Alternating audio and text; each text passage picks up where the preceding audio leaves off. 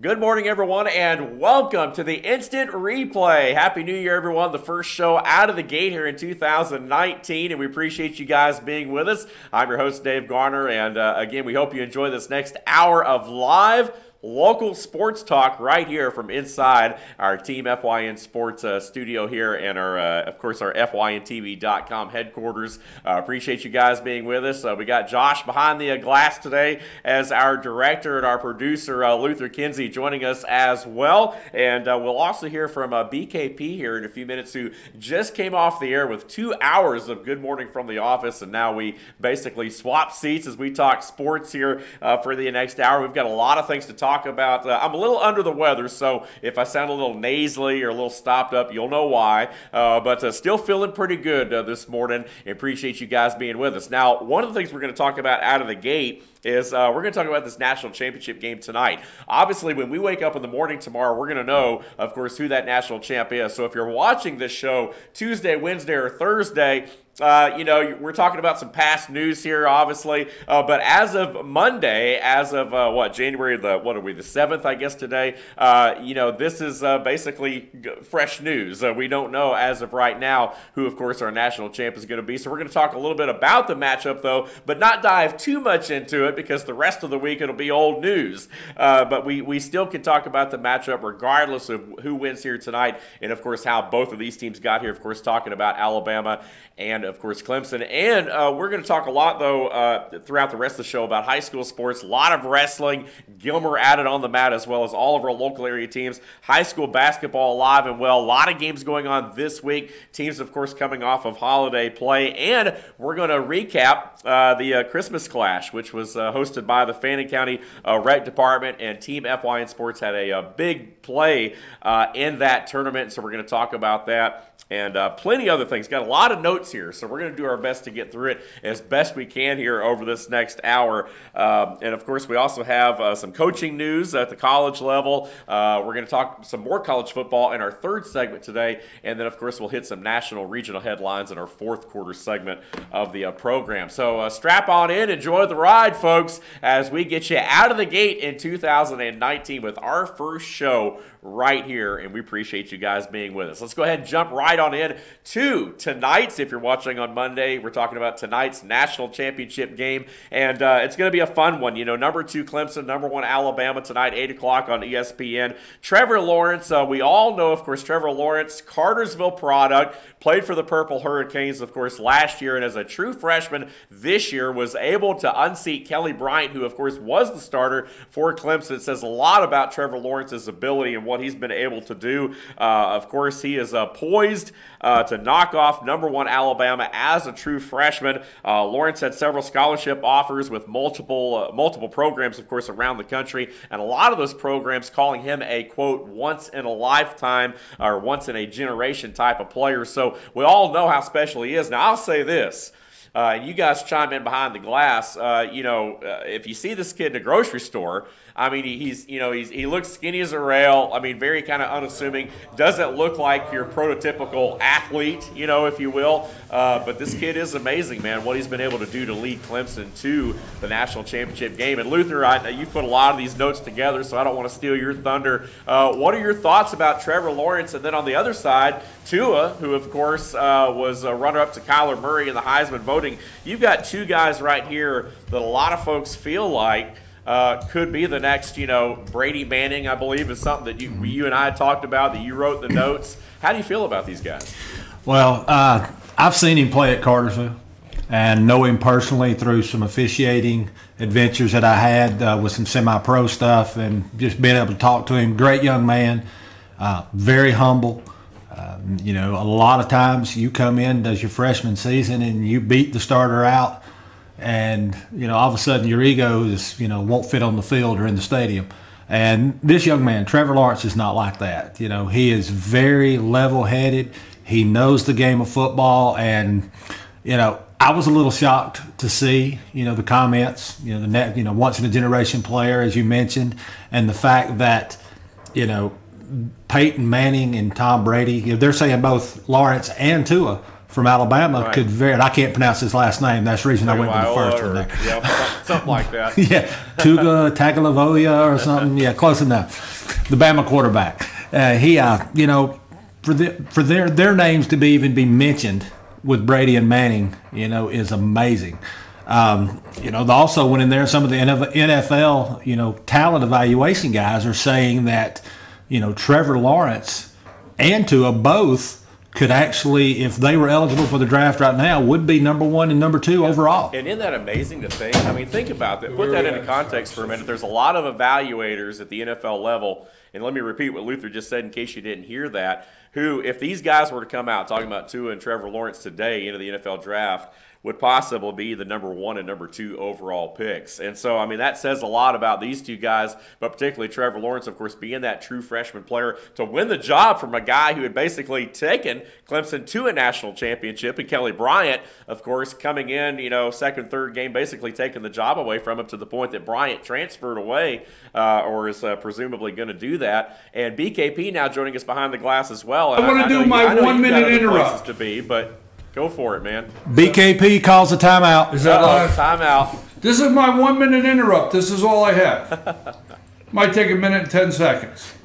You're good, man. Fire away. Texas beat Oklahoma regular season.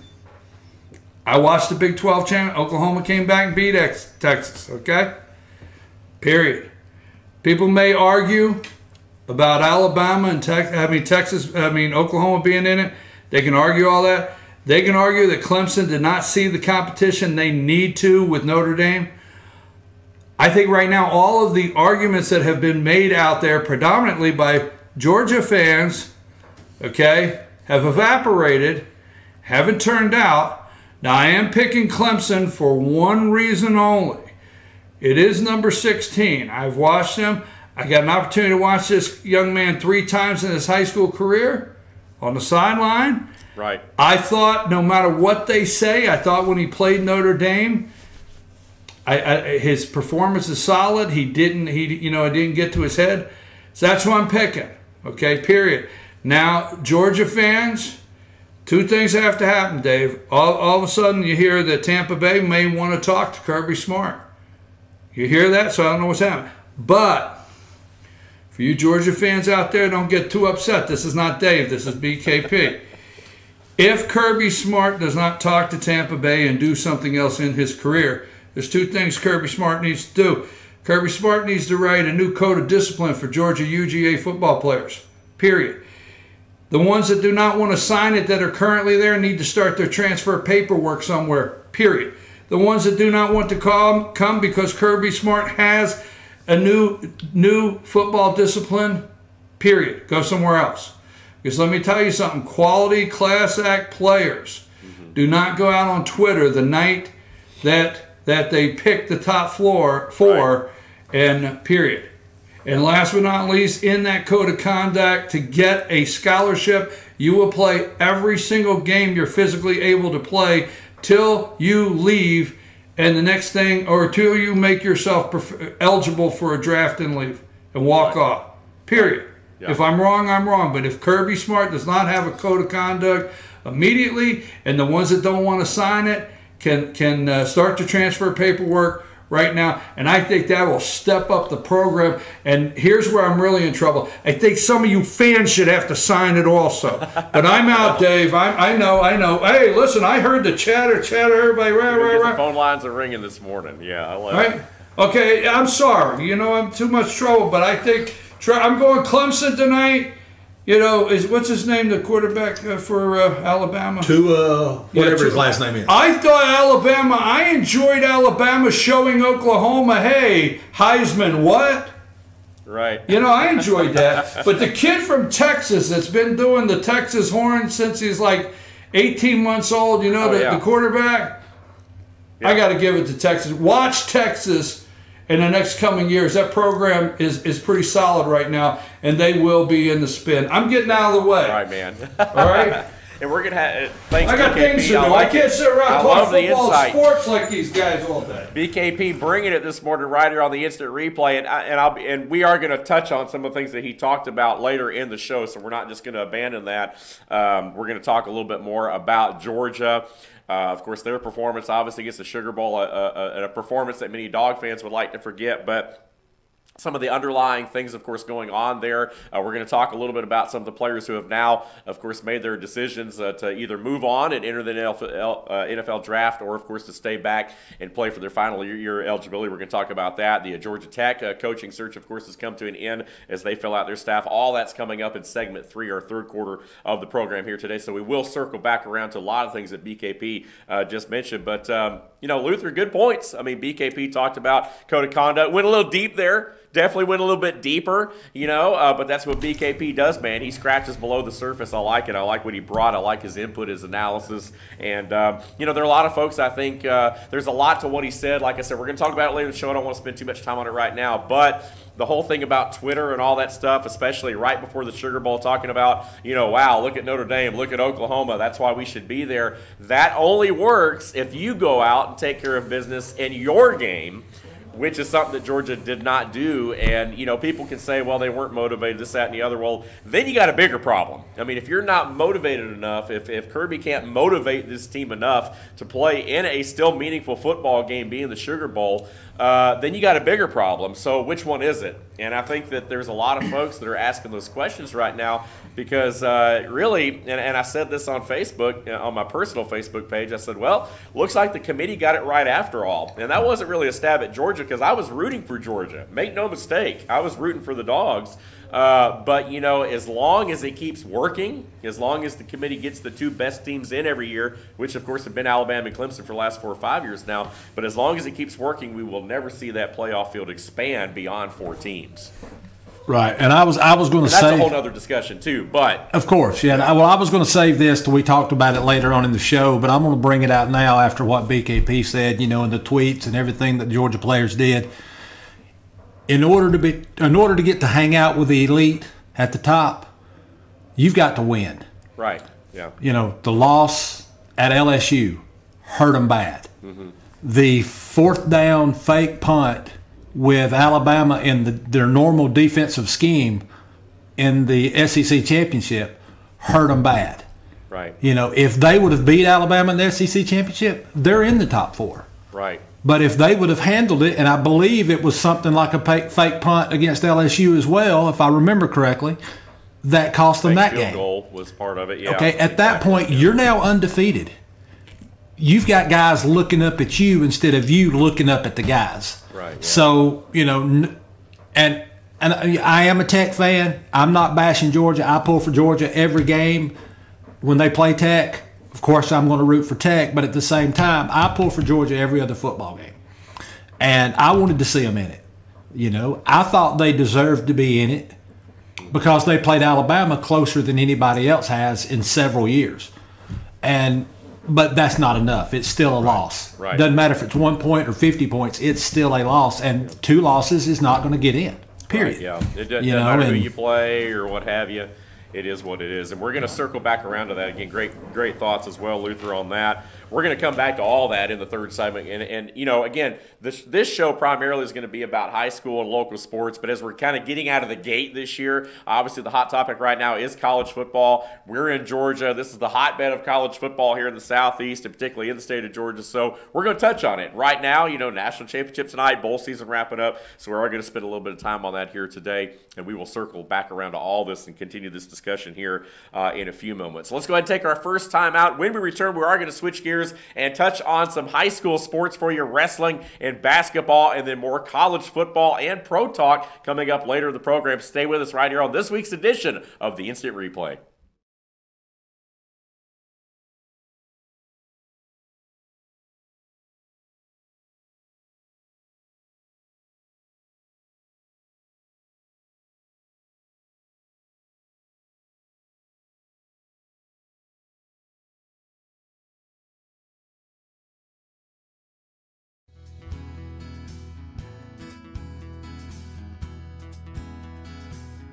Hello, my name is Chad Watkins. I'm the manager at Larry's Body Shop.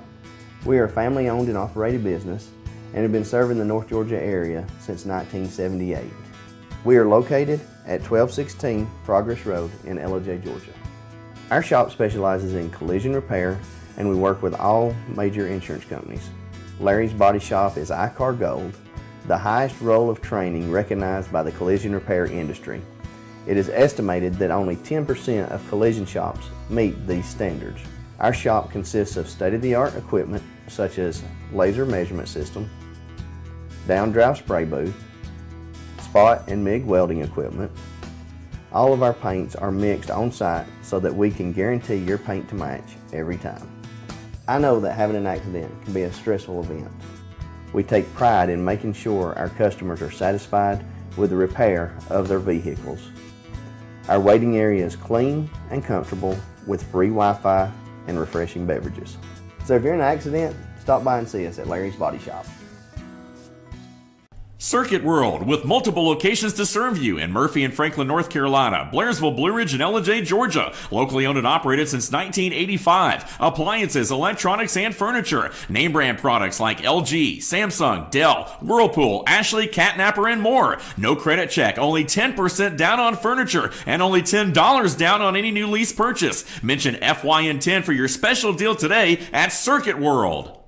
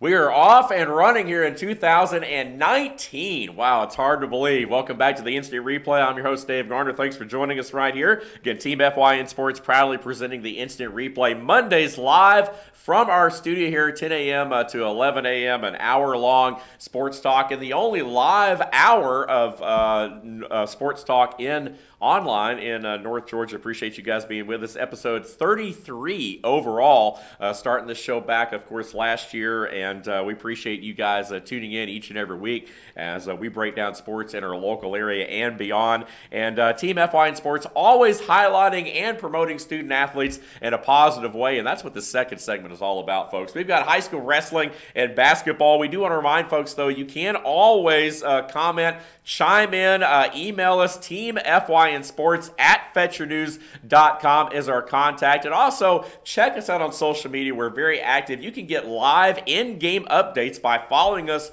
on Twitter, on Facebook, where we stream a lot of our programming, and, of course, on Instagram. You can also subscribe to our YouTube channel, FYN TV, Fetcher News. Again, all of those social mediums at Team FYN Sports. And we appreciate you guys following us and letting us know what's going on out there. And we do have a phone number as well. If you'd like to call in, if you're watching on Monday and you do want to call in, chime in, give a shout out to your team, you can do that, 706-889-9700. As always, this is the Instant Replay. All right, guys, let's talk a little bit about Gilmer Wrestling. You know, we talk about wrestling being that sport that has really put this area on the map over the years. And obviously, we have a lot of other sports and teams that, of course, stand out. But really, high school wrestling, when you talk about the programs here in our local area, Pickens has certainly made a name for themselves. Lumpkin, Dawson, I mean, all these guys get it done on the mat each and every year. The Gilmer Bobcats have won state championships like crazy, as we all know, over the last 10 years or so. And Coach Josh Gobatapor, who we had on prior to the new year right here with us live, he has these guys peaking at the right time. This is really, basketball, we're now getting into the thick of the region schedule, and we're going to start to talk a little bit about the postseason and how things are shaping up. But high school wrestling, the postseason is here now. Obviously, it's that one sport that you can win 2 state championships in 1 year. You've got the team duels, and of course, you've got the team traditional. And so, again, the Bobcats peaking at the right time with back-to-back tournament wins as they hit into the area duels this weekend. So the duels, again, in area this weekend, and then, of course, next week, state duels. Then after that, they come back, they wrestle a little bit more, and then they've got the traditional championships as well. So, again, 29th of December, the Bobcats hosted 13 teams, and they went 5-0. Beating the teams of the likes of Chestatee, Union, Fannin right up the road. Of course, the Rebels have wrestled well under Coach Henson, a former assistant coach, of course, at Gilmer. But hosting 13 teams, going 5-0, doing a great job there. Needless to say, this Bobcat team is doing what they need to be doing at this point in the year. We've kind of, Luther, we've become spoiled, I guess, to a certain extent, watching especially Gilmer, but really all of our local wrestlers, but particularly Gilmer, wrestling the way they have at this point in the year. It's almost like it's expected, that they would be at this point, and if not, then we would be disappointed that they weren't. You know what I mean? So, but congratulations, Coach Gobataport. Again, haven't claimed anything yet, but these guys certainly headed in the right direction as they continue to keep this program going. Yeah, going 5-0 against some really tough teams on the 29th, and then following it up this past weekend at White County, also going 5-0, and I did not have a list of the updated scores and the teams that they beat in that one. Definitely peaking at the right time. 17 state titles for the Bobcats. They're going for number 18 this year. Right. You've got Caleb Waddell having a great year. Taylor Brogdon, great year. Lord, I've forgotten a lot. Hoyt Stover having a great year. I mean, just these guys are really, like I said, the only thing you can say, they're peaking at the right time. Right. State duels coming up in Macon next week. This weekend at Heritage with area duels. Yep. They're on fire. They're set. They're ready. They're working hard. They're going to be practicing every day this week, right up to Friday afternoon, and getting ready for it. It's Coach Go Bad or Coach Go or Coach Go Bad Poor. You got so many different things people call him. I'm telling you, he is a fiery young man. Yeah, he is. You can hear it if was able to listen to the interview we had with him before the holiday break. You can hear it in his voice. Right. And when he's on the mat, out there beside the mat, coaching his guys, take that intensity level he has on the phone with us, right, and multiply it. He is up. He's in their face. He's cheering them on. Why'd you do that? This is what you got to do. And as soon as the match is over, he's like, okay, this is what we got to do.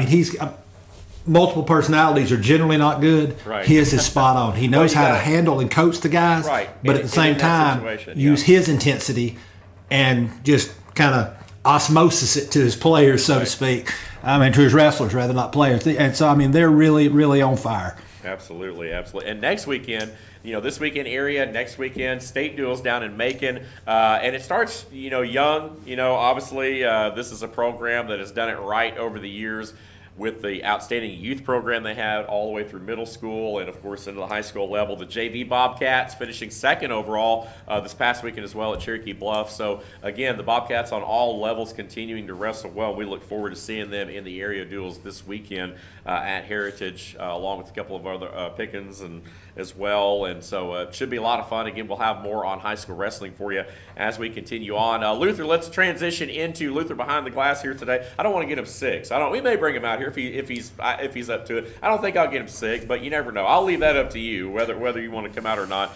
But let's talk a little bit about high school basketball. Obviously, transitioning now into the new year, and these are really where the games start to count because these are the region games. And let's start on the boys' side. We talked a lot before Christmas, before the holidays, about Gilmer. Obviously, keeping with Gilmer for a minute, the boys 12-5 overall. I'm not sure there were a lot of people coming into this year, and admittedly, that would have said that they would have expected this out of the Gilmer Bobcat boys. The girls, yes. The boys, maybe not so much so, but 3-3 in region. The road has certainly gotten a little bit tougher as the Bobcats have gotten into region play. But 12-5, I mean, when you look at some of the teams in our area, Dawson's boys, 14-3. Have certainly been a standout. I watched those guys the other night at Pickens go at it. They've been that one team, but right on their heels, I would say, as far as teams that have really surprised this year and stepped up, Gilmer's boys, 12-5 overall. And, man, Coach Heiss has these guys playing pretty well. You know, and I was able to interview him, and I put that interview up on Facebook. You can go on there and find it. Couple weeks before the break happened, and Coach Heiss, I asked him what was different from last year with these guys. Last year Coach Heiss was telling them, you win 15 ball games, I'll shave my head. And of course they did, happened? And it happened. So of course I asked him off camera just at one of the games. I said, so if they win 15 games this year, what are you going to do to top shaving the head? And he said, well, if they don't win 15 games, I'm shaving all theirs. So, it kind of turned the boat around a little bit. But I like that. In the interview, I talked to him and asked him, what was different with these guys this year from last year. They seem to be, from a fan and, of course, a reporter covering them, they seem to have a different energy level. They're working together more as a team and things like that. And one of his key things he said was the juniors and seniors have stepped up to help the younger ones. But overall, he said the reason we're winning games right now is Kel Weaver. Kel's a big, tall inside guy. He's powerful on the boards. Just overall a tremendous player on the inside. Right. But they've worked with him now, and they've got him outside shooting some perimeter shots. I mean, he's got several threes this year already. Yeah. And that's confusing the defense because they're like, okay, he's out there, he can't hurt us. Right, exactly. And so that's the biggest difference I'm seeing as well is the fact that he's got Kel Weaver moving around to different positions. Absolutely. Of course, you got Carter Heiss, David Smith, Trip Pierce. Those guys are at the top of the scoring for just about every ball game. And they're consistent. They're playing. They believe in their heads now. We can win ball games. We're good, and they are. And the record proves that. They have really stepped up. They've lost some games that they probably shouldn't have lost, but that happens. Right. That happens. You're going to have a night where you're just not 100% on. Right. And the other team is. So, but really good season for the boys. On the girls' side, it's a sisterhood for them. I mean, they are family. Right. And it's just amazing, that they're really kicking it. And of course, there again, they've lost some games that, there again they probably should have won. And I don't have some of the scores or teams that they've lost to right in front of me, but they finished second in their holiday tournament over the right after Christmas. Did real well with that one. They're up and coming, and they've got several young players on that team that's going to continue the winning next year. Right. With I think 4 seniors leaving, 5 seniors. I think so. Yeah. And they've got Tuesday night Southeast Whitfield coming to town, home game for Gilmer, so that'll be an interesting one as they continue with region play. But yeah, you're right, Luther. I mean, they've got a good upperclassmen, 13-5, I believe is their record. Played Fannin over the weekend and won. Lady Rebels, of course, 58-45, the final in that one. So a big kind of a rivalry, even though they're not in the same region, obviously. But big ball game there. On the girls' side, Luther, when you look at it, a lot of teams stand out right now. Dawson, obviously, 11-6. Maybe not as good as some people thought they might be, maybe before the season started, but they've been playing well. And, of course, we talked about the boys for Dawson County. Those guys have been playing real well. Really shoot the lights out of the ball. Those guys play well together. Pickens actually gave them a game the other night. The Dragons, with the return of Hunter Herman. Again, the Dragons have only won one ball game this year on the boys' side, but Hunter Herman coming back totally changed the dynamic of that team the other night. I believe that was a Thursday night game last week. So it'll be interesting to see what Pickens is able to do from here the rest of the way with Coach Duffy, new head coach down there. But on the girls' side, the Pickens girls have actually played pretty well, and they're right in the thick of it. They picked up a win over Forsyth Central, a much bigger school, over the weekend. Close ball game, a 2-point win by the Dragonettes. But then you also have Lumpkin at 13-4. How about those Lady Indians? What a start they've gotten the season. North Murray right now 10-7. They're over 500. Union County, both Panther and Lady Panther teams at 9-5 right now, very much contenders. So, and then in North Carolina, the Murphy, the Lady Bulldogs, 6-3 right now. So you have some teams that it's going to be fun to watch over these next couple of weeks as we kind of get closer and closer to that, kind of late January, February push into the region tournaments and so forth. It'll be interesting to see, how some of these teams fare. We're going to continue to follow them right here as we kind of pick back up with the action and really dive in next week's show talking about these teams more specifically. But it's an exciting time, and I think we're going to have a lot of teams to talk about. Yeah, we are. Going back to the boys' side, North Murray, 14-4, beat a very good Calhoun team the other night, right. 71-53. Yeah. I believe it was impressive. on the 4th. Right. This month, and Union winning over Putnam County. Of course, like I said, Pickens lost to Forsyth, but that's good. They're going to, with Hunter Herman coming back, they are going to get that dynamics back in there. Right. First year head coach Mike Duffy, different plan from the last coach. They're going to get on board and they're going to turn their season around here, and they're going to, they're going to be a lot better next year. They're going to have more wins on the board. I tell you, the girls' side, I want to go see Lumpkin play. Yeah, I would love to see the Lumpkin-Dawson ball game between those two girls' teams. But, Dawson is they're down. actually coming off a loss. They had a 10-point loss not the other night, but still, North Hall, pretty good team as well. But you think about it. They were 13-3 going into that game, but they've got an interesting season going on.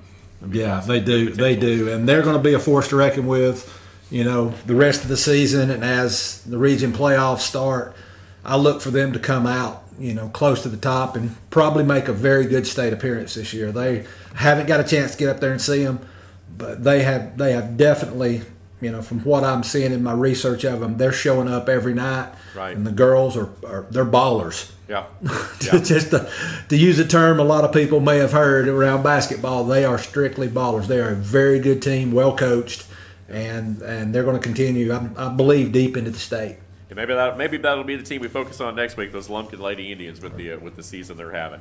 Thanks, Luther. Let's go ahead and take another time out, halftime portion of the program right here. When we come back, we're going to jump back into our college football discussion, wrap up the bowl season, and move on from that point. Stay with us right here as more of the Instant Replay rolls on when we return.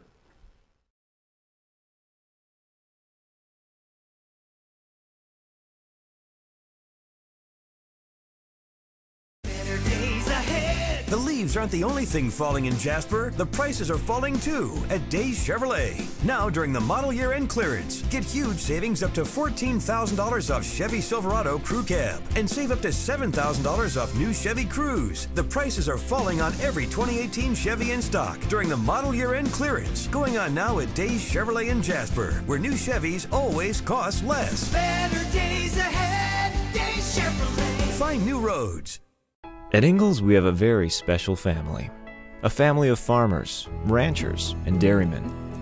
Clerks, butchers, and bakers. Deli workers, pharmacists, and florists.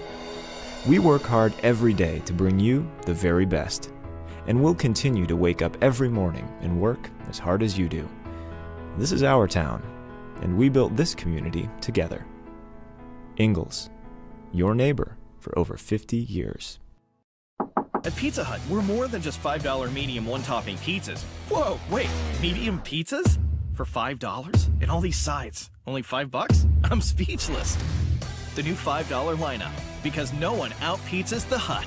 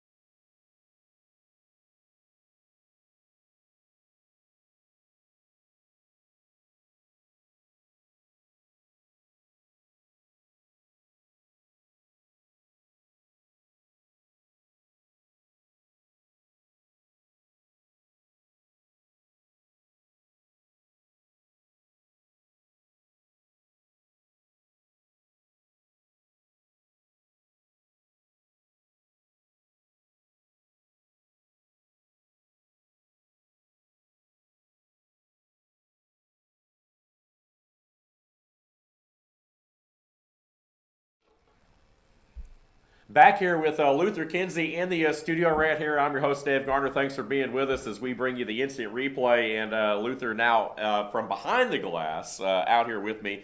And folks, first look of the year here at Luther, who's protecting. I told him he didn't have a mask. I'm not contagious anyway, but I told him, I said, put a football helmet on. You know, we don't have a mask, but at least maybe a football helmet might help a little bit. That would help cover this up a little bit too. Yeah. And, Well, the audience, that's kind of my thinking a little bit. Okay.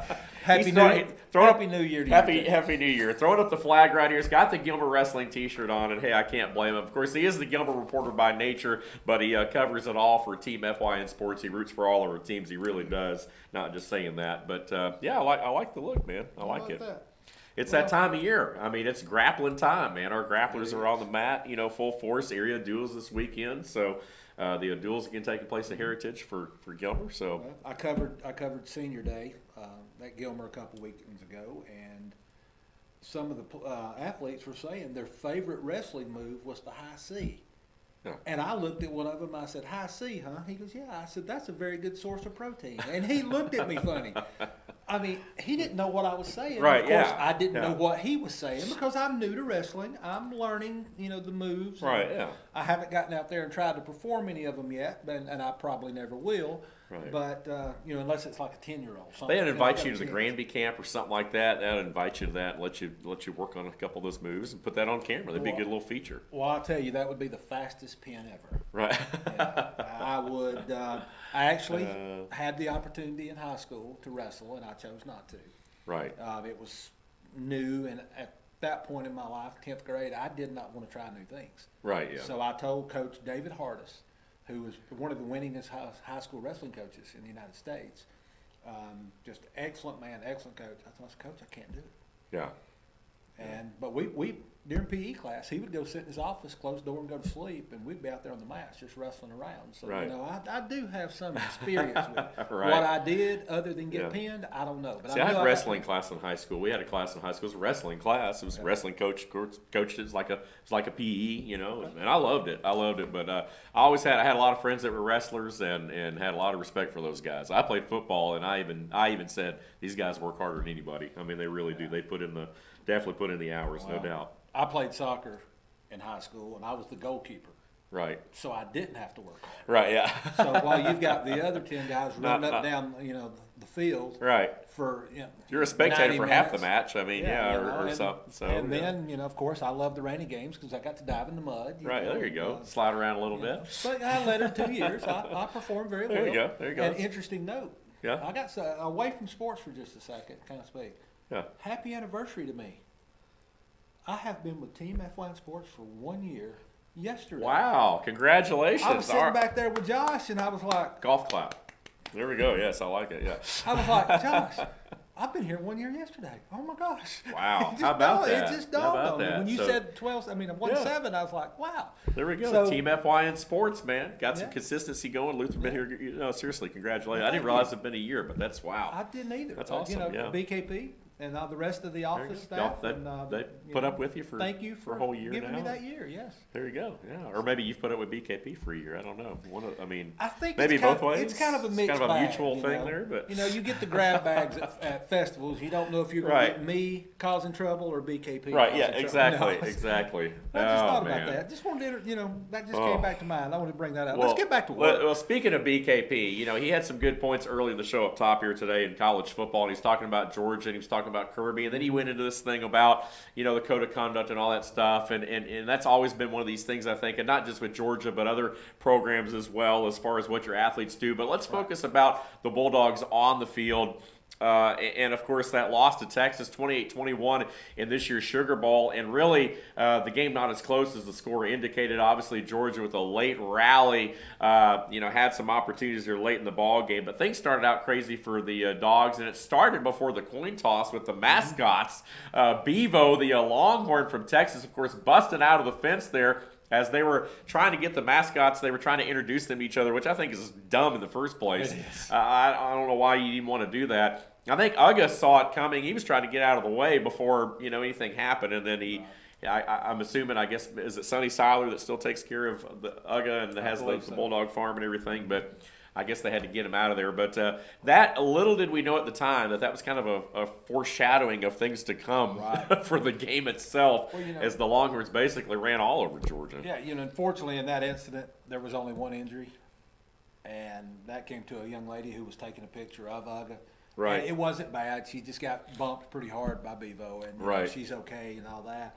But, and I couldn't bring this story up and sitting here with you without saying this. And very political, PETA. Yeah. People for the Ethical Treatment of Animals are now trying to ban, get the NCAA to ban the use of live mascots. Right. I can see their point. Several years ago, I believe it was Colorado Buffalo got loose, things of that nature, and caused a little issues. I understand it's difficult to put a live animal, no matter how trained they are, especially as big as Bevo. Well, a 1,200-pound animal is one thing. Buffalo, a 60-pound bulldog is one thing, but a 1,200-pound, Right, but if you're going to ban the Longhorns, you have to ban that as well, and I agree with that. And I'm not trying. I know there's people out there that love their animals to that extent and, treat them like humans. Right. I do as well. I don't currently have one, but the pets I've had in the past, I love them, treat them like, that one of their family. Right. So I understand that. But at the same time, I guess this is a little rant. I hope I have time. If I don't, just stop me. All right. Backhand me. We'll put the clock on you. All right. It's a political debate. I've got 1 minute to answer this question. You're going to lose the atmosphere, a little bit of the atmosphere with college football if you do that. Now, I understand you don't want that to happen again. It could have been people that were hurt by those 38-inch horns or whatever they are from side to side. I believe you need to be able to restrict them a little bit more and keep them in an area. You can't put a Longhorn of that size around little foam pads and expect it to hold them. Right, yeah. And if our fans saw it, now if you saw it, it took 4 people grabbing the horns and the reins or the leashes, I guess you would call it, they got on them to constrain it. Right. To restrain that animal. Yeah. You need to have something that big in a more secure area. Yeah, right. Right. I personally believe it could be a little enticed, that they could have said, well, let's have some fun, Right, But there's a lot of things. That's just a personal opinion of me. That does not reflect anything, as a reporter. That's me as a personal individual believe. Yeah. So, but I understand PETA's going to do what they do. They're against anything and everything with animals. Right. And, even when it is ethical treatment, they want to be seen like some of these organizations. So exactly. if you are a part of PETA, please, I'm not bashing you by no means. Y'all have several good points that I can partially agree with in different matters. Yeah, let's talk a little bit. Obviously, the game goes without saying. We've already broke that down. That happened, a week ago, so we're not going to spend a lot of time on the game itself. We all know what happened by now. But I want to talk about the aftermath now of the ball game. 5 Bulldog players have made the decision to leave the team or transfer, or by either transfer or declaration of eligibility for the NFL draft. Tight end Isaac Nada, of course, is one of those guys. He put a great message on his social media account thanking all the folks at Georgia. Miko Hardman, the receiver. Riley Ridley, of course, the younger brother of Atlanta Falcon and former Alabama wideout Calvin Ridley. Running back Elijah Holyfield. They've all decided to forego their senior season to enter the NFL draft. And then on the other side of that, we'll talk about all this, but you've got Luke Ford, a freshman tight end, announcing his transfer to Illinois, basically saying he wanted to be closer to home. They've got some health issues in the family. I don't think it was anything necessarily had to do with Georgia.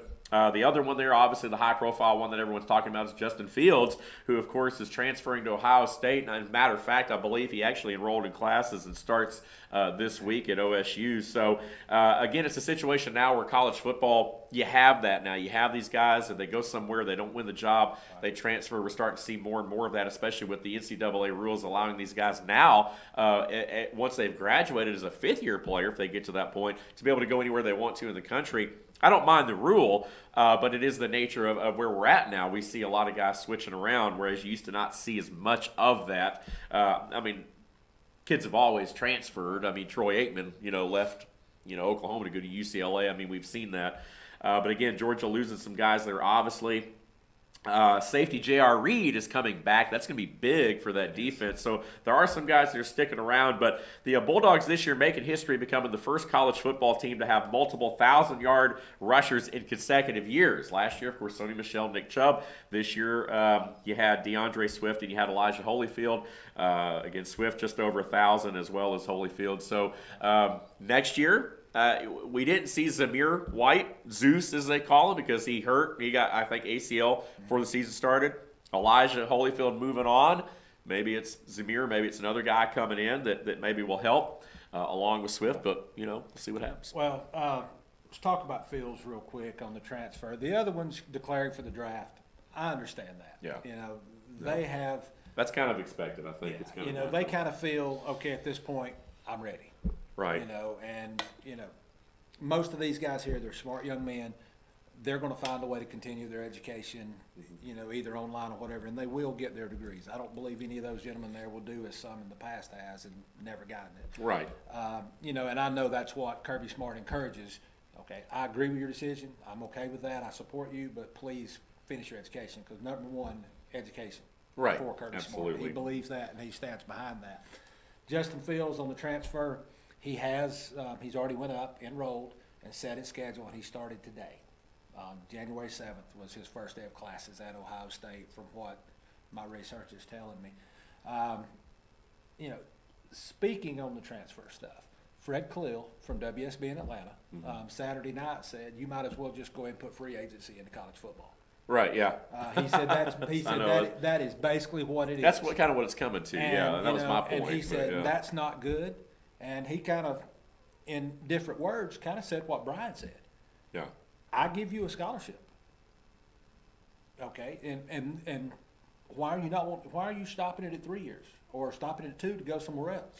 Right. And I understand not getting to play and wanting to play. You're there because you love the game of football or baseball or whatever sport you're in, but you love it, you want to play it, and you sit on the bench.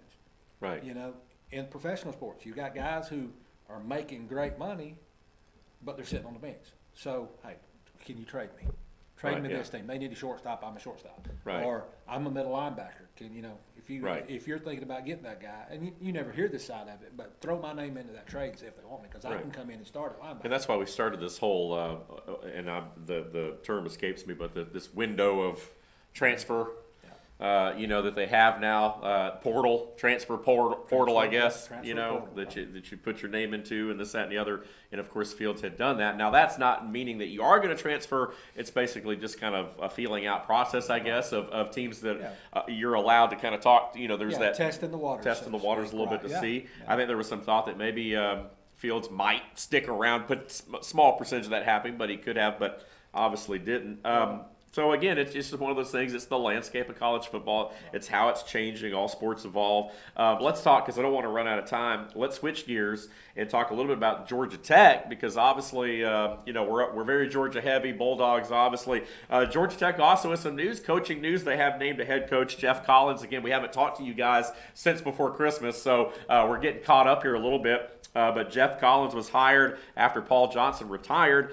Collins is, of course, a defensive-minded coach. He was most recently at Temple as a head coach. Did very well, but he was a defensive coordinator at Mississippi State and Florida before taking over the head coaching position at Temple for a couple years. So he's very familiar with the SEC, the recruiting landscape, the Southeast. I know he's going to Tech, not the SEC, but he's familiar with this geography, and I think that'll make a little bit of a difference. It will, and in that, of course, Coach Collins was an assistant, right? Kind of grad assistant. He's been at Tech. Yep. He's been at Tech. Went to before. Tech. He's a Tech guy, and I think that's what they were looking for. Being at Mississippi State and Florida in the past, he's definitely knows the geographical area and the forgot the word, demographics. Right. I guess is not the word I'm looking for, but that's the one I'm going to use for the moment. It works. It's fine. the first show of the new year. Right, Give me just a little bit of time to get over this. Got to get back into the swing a little bit. Yeah, I'm kind of still in holiday hangover, so just from the holidays, nothing else. But he's going to be good. He's changing the offense, which is going to open up to even more recruits. Right. You have to have a special athlete, a smart athlete. Number one, go to Tech. You have to be smart anyway, but you have to be football smart. to Right. take hold of that triple option. There's so many options to it, and things here, things there, whatever. But opening it back up to like a pro style, regular offense, he's going to have a lot more options for running backs. He's going to have better options for quarterbacks. Right. Because triple option is not a passing offense. Right. Yeah. So quarterbacks in today's age, like Trevor Lawrence and Tua from Alabama, they're arm guys. Right. They live and die by their arm most of the time. Yeah. And Tech's going to be okay. They've named their coaching staff pretty much. They've got a few more places they want to fill. Tashard Choice, former running back. Yep. He's going to be running backs coach. Larry Knight comes from Temple. Defensive end, outside linebacker coach. Jim, I hope I'm pronouncing this right, Panagos, also from Temple. Yep. Defensive line coach, Chris Wiesenhan. Tight ends and offensive special team coach, also from Temple. So he's brought several guys there. And here's the big one. Strong rumors, very strong rumors, been reported several different sports sites and things of that nature. Nothing's confirmed yet. Alabama offensive line coach, Brent Key. Mm-hmm.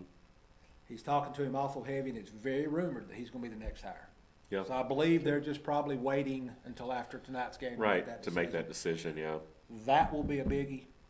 That will help Georgia Tech more than any coaching hire they could have, in my opinion. Right. As a Tech fan, I've watched them. The line has struggled. Mm-hmm. Of course, triple option. Different kinds of athletes. And, yeah. It's going to be there, but Especially that's going to be a really good hire for them. Absolutely. Really good hire if they can make it happen. There we go. Jeff Collins, again, new coach at Tech. We'll talk a little bit more about college football in the coming shows as that news breaks. But that's going to wrap things up for this segment. When we return, fourth and final quarter segment, we've got a few minutes left. We'll dive into some pro notes, all that and more. Stay with us.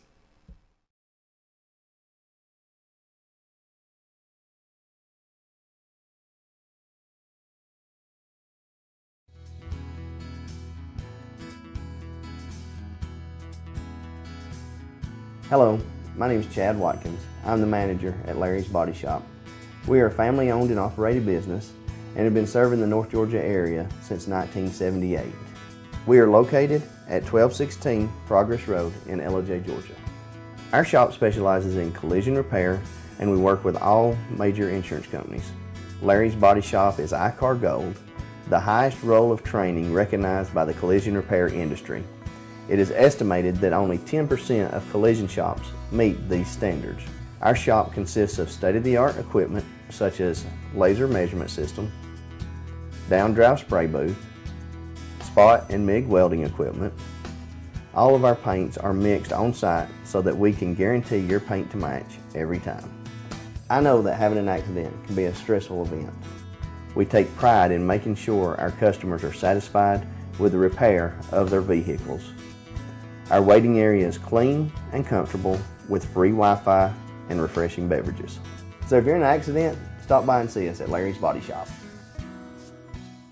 Circuit World, with multiple locations to serve you in Murphy and Franklin, North Carolina, Blairsville, Blue Ridge, and LJ, Georgia. Locally owned and operated since 1985. Appliances, electronics, and furniture. Name brand products like LG, Samsung, Dell, Whirlpool, Ashley, Catnapper, and more. No credit check, only 10% down on furniture, and only $10 down on any new lease purchase. Mention FYN 10 for your special deal today at Circuit World.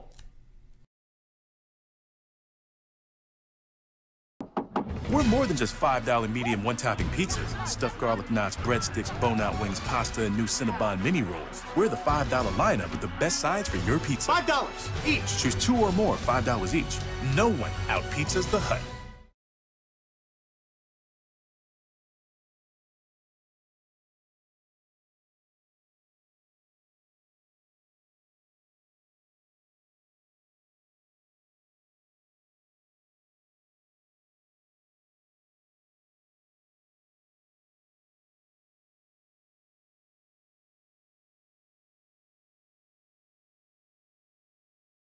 People think I'm paying Dave off. Let me hang out with him. All right, here we go. Back on the show right here. We're having a lot of fun. Appreciate you guys being with us. Just a few minutes left right here. Again, we got in some heavy college football discussion right there. We're going to switch gears for a minute. Now, we don't talk a lot about pro football. Obviously, BKP is not a fan of the NFL, but it is what it is. NFL playoffs going on for those that are interested. Some great games over the course of the weekend, wild card weekend. Bears Cody Parkey, man, you got to feel bad for this guy. He's had 5 or 6 field goals in the last few weeks, bounce off the upright. None more publicized, though, basically, than the one last night, or on Sunday night, if you're watching on Monday, against the Eagles, as the Bears could have won it on their home turf with a 43-yard field goal. Parkey, though, hitting the upright yet again. He was booed off the field by Bears fans. There were folks on social media, they were showing Eagles fans Venmoing Parkey money, like $1 a piece, and then putting a comment on there, giving him a hard time. I mean, you gotta feel, whether you're a Bears fan or not. I'm not a Bears fan, but you gotta feel bad for anybody in that situation. But to his credit, he manned up to it. I mean, he interviewed after the game was over with the media in the locker room and everything. But it's a wild card weekend, and now we're headed towards the divisional rounds, and it's gonna be interesting. Yeah, it is. Real quick on the Parkey. Yeah. Number 6 for the year. 4 in one game. Yeah, off the 4 upright in one the game. upright. Yeah. Yesterday's, as the announcer said, or Sunday's, as the announcer said, the Eagles win on a double danker. Yeah. Yeah. And I was basically, like, yeah. it hit the left upright, came Bounced down, and hit the crossbar, crossbar. and then bounced out. And, Right. and it's all in the way the football hit. If the other side of the football hit, it would have bounced went the through. opposite direction. Yeah. And that's what your season comes down to. And there are a lot of close ball games, and that one was no different. Yeah. 1 point. You've had 2-point ball games this past weekend. It's going to be a great ending, and the big games are coming up. And I think did I put any on there for you? Yeah, well, yeah, you did, and we had 3 road teams, by the way. 3 out of 4 road teams won wild card weekend. Mm-hmm. We're seeing a trend more and more in the NFL where the home field doesn't necessarily give you an advantage anymore like it used to. But yeah, again, this week, you got Colts and Chiefs. That's going to be a fun one. You've got Chargers, Patriots on Sunday, Cowboys, Rams on Saturday, and Eagles, Saints on Sunday. So Super Bowl obviously going to be played in Atlanta this year. That's why we're talking about it. It's going to be a lot of fun, and looking forward to that as well. Next month, February, the AAF, the Alliance of American Football, kicks off, and we've got a team here in Atlanta, the Atlanta Legends, will be doing that. Now, here's why I think this league could sustain for a while, because you've got a lot of former NFL players and coaches who are kind of buying into this league, and they're coaching. Aaron Murray, I believe, is actually going to be the Atlanta Legends quarterback, if I'm not mistaken, who, of course, was at Georgia. There's a lot of – I think there's kind of underneath, behind the scenes, maybe a lot of NFL backing. Maybe this could be a developmental league for the National Football League. That's kind of how I see it playing out. I think ultimately it'll be back. And then next year you got the XFL, the reemergence, I guess, of Vince McMahon's XFL that'll be back. We'll see how that does the second time around, but a lot of football going to be played this spring. Yeah, it will, and I'm looking forward to that, Year-round football, basically, well, true, but I could possibly get a media pass to that. Right. I'm not going to get a media pass to NFL. Because they're going to be wanting the coverage, exposure, the attention, yes, so absolutely. I may have to work on that a little bit. Yeah. See if BKP will give me the news on that. I think they're going to play their games down Georgia State at the Old Ted, I think, is where they're going to play their games. And it should sustain, like you said, you've got the background of the ones who know football and really, like the arena football. Right. That came in, it had some big-time backing, and then you started getting Bon Jovi buying a team and things like that, and it got more of a celebrity. It got some traction going for a little while, but it sustained very well with the Georgia Force for many years. But, you just wanted to bring in these owners that, in my opinion, it was about them and it wasn't about the league. Right. But Georgia Force was some extremely exciting football. It was fun. I had the pleasure of being a ball boy. Oh, okay. For one of the games down at Gwinnett. Man, I'm telling you, you're standing inside the wall. Right. And the one play that I remember more than anything in closing, and I know we've got to go, is the pass thrown in my direction. Yeah. And I'm standing there, it's the first time.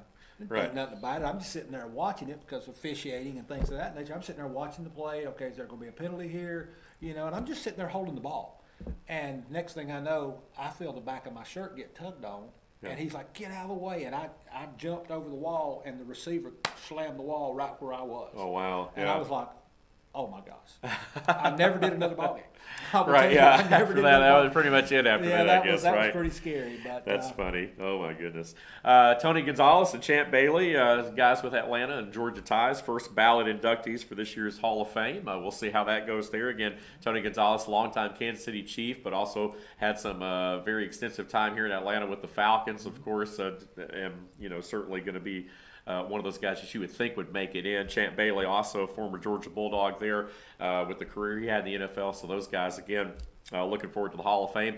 And one more pro thing, and then we'll end on something else. But Coach Dan Quinn, again, releasing all of the team's coordinators, offensive coordinator Steve Sarkisian, defensive coordinator Marquand Manuel, and a long-time special teams coordinator as well, also out there. So, again, no decisions have been made yet, I don't think, to replace these guys, but we'll definitely keep our eye on that. It's Keith Armstrong, the special teams coordinator, by the way. I left his name out. But, it'll be interesting to see what choices, what direction they go in. Dan Quinn has said he will take over the defensive play calling. Right. And that makes sense. He had it before, and ran it, and then they brought in, the new one, and now, of course, they've released him. He's going to take them back over. Yeah. And the Falcons had a really good, strong defense during that time. That was their playoff run days and things like that. And the best move I can see in that is Sarkisian. Yeah. You gave him an opportunity. Of course, he comes from a troubled past with some substance abuse. I mean, congratulations on getting out of that, but there's talk all over that, okay, you're not in substance abuse anymore. You've recovered from that, but at the same time, the effects are still there, and you're just not as quick as you need to be. Right, yeah. Heard those talks and those comments around. Either way, wish him all the best. Getting out of substance abuse recovery is hard. Right. And amazing that he did that. Yeah. And I'm happy it's for him tough. there, It's tough, and you hate that for him. But I think now a lot of folks are going to say, well, especially Marquand Manuel, he was a scapegoat. I don't agree with that. That's a discussion. We'll talk about that as they make other hires because we're out of time here today. Do want to leave with this, though, before we do go off the air, because we mentioned up top, the Christmas Clash hosted by the Fannin County Rec Department happened the 27th through the 29th. Of December. You had all kinds of teams, 116 games in 3 days, and Team FYN Sports was there, broadcasted live all 3 days, and you can watch these on demand, FYNTV.com. Appreciate all the support. It was an awesome event. I know you were there, wore you out, but and we can run down the champs if we need to. I know we're basically out of time, but 6 and under all the way to 8th grade girls and boys. Great tournament. Go on our social media, check it out, because we're on demand with all those ball games there. But it was just a great 3 days. It was, and we were set up on court 4. So if your team or your family member played on court 4, those games will be on there. Click on demand. You can go back and watch them. Post-game interviews during the regular portion of the tournament. When it got into Championship Friday, we had the whole team up there with the trophy. BKP handled those. R.J. Casey, our wonderful Pickens reporter, brought the excitement on a layup. The bank's open. Right. He looked at Brian and said, Brian, we need to give that young man some butter. And Brian says, what? And he said, because he's on a roll. Oh, my goodness. And I mean, he really, he gets into them. Great listening to him, had fun. Like I said, 6U through 8th grade, saw some great action. Fannin County, Murphy, Copper Basin, another Murphy team, 2 more Fannin teams, Union County, and a Mountain Mixed team. The Mountain Mixed team was from Towns County with a few Raven players mixed in. Right. Yep. Kind of an all-star team, so to speak. Right. Didn't go through the age groups, but that's the areas that won championships, and it's a good way to close it out. There we go. Be sure to check that out. Again, FYNTV.com. We are the Instant Replay each and every Monday morning right here live on FYNTV.com. Appreciate you guys being with us. Team FYN Sports always highlighting and promoting student athletes in a positive way. And if it happens in North Georgia, we're all over it. We'll see you next week.